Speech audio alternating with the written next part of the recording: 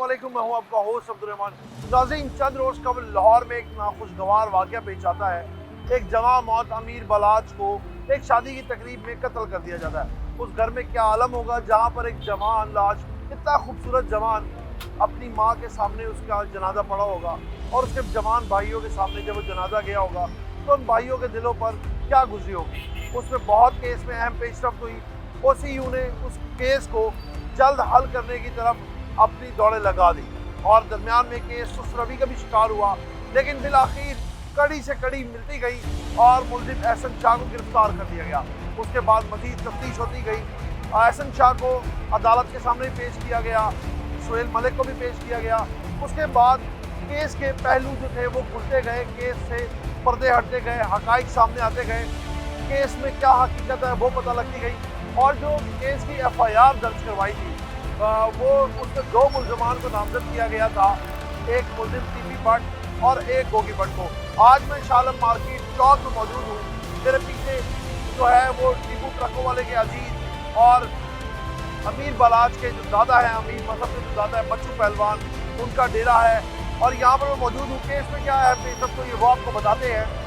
DIG organised crime unit Imran Kishore ने जो case की तफ्तीश की है उनके मुताबिक, और निजी TV चैनल्स में भी खबरें चली हैं, उन्होंने बताया है कि मुलजिम एहसन शाह ने से जो हम लोगों ने तफ्तीश की उसमें हमें पता लगता गया कि ये केस कैसा था। 50 लाख दिए गए, उसमें से 25 लाख रिकवर भी किए गए और कड़ियाँ खुलती गईं। और अब बिल आखिर इसका एक अहम जो पहलू से पर्दा हटा है, राज से पर्दा हटा है, वो आपको बताते हैं। पता ये लगा है कि जो मुलजिमान थे वो अमीर बलाच के कत्ल के बाद जो अमीर बलाच के छोटे भाई अमीर मसहब, उनको भी कत्ल करवाना चाहते थे।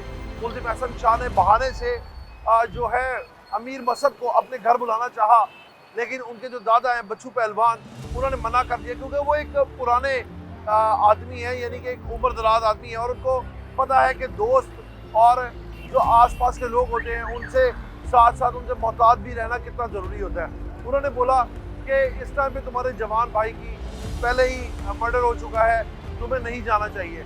तो अल्लाह को भी कुछ और ही मंजूर था, अमीर मसहब इस वजह से बच गए।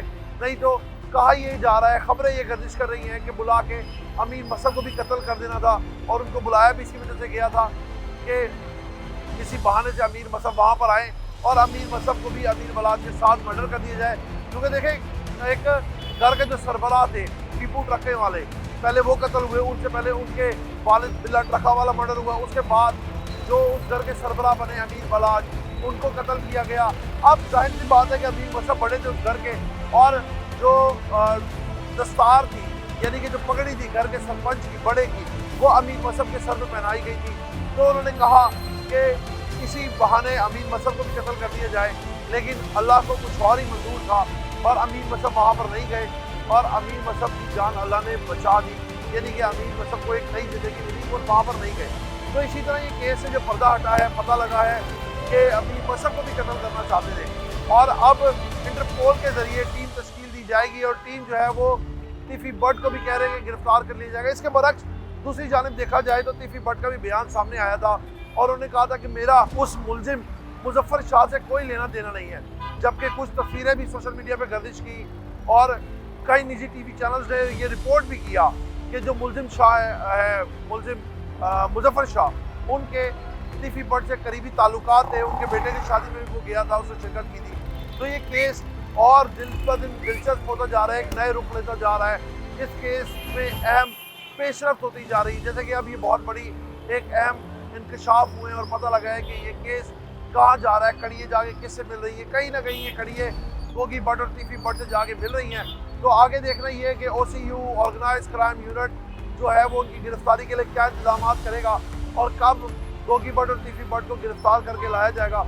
इसी के साथ अपने मेज़बान को आप इजाज़त दें, आपसे फिर मुलाकात करेंगे नए प्रोग्राम के साथ। तब तक के लिए अल्लाह के बाद।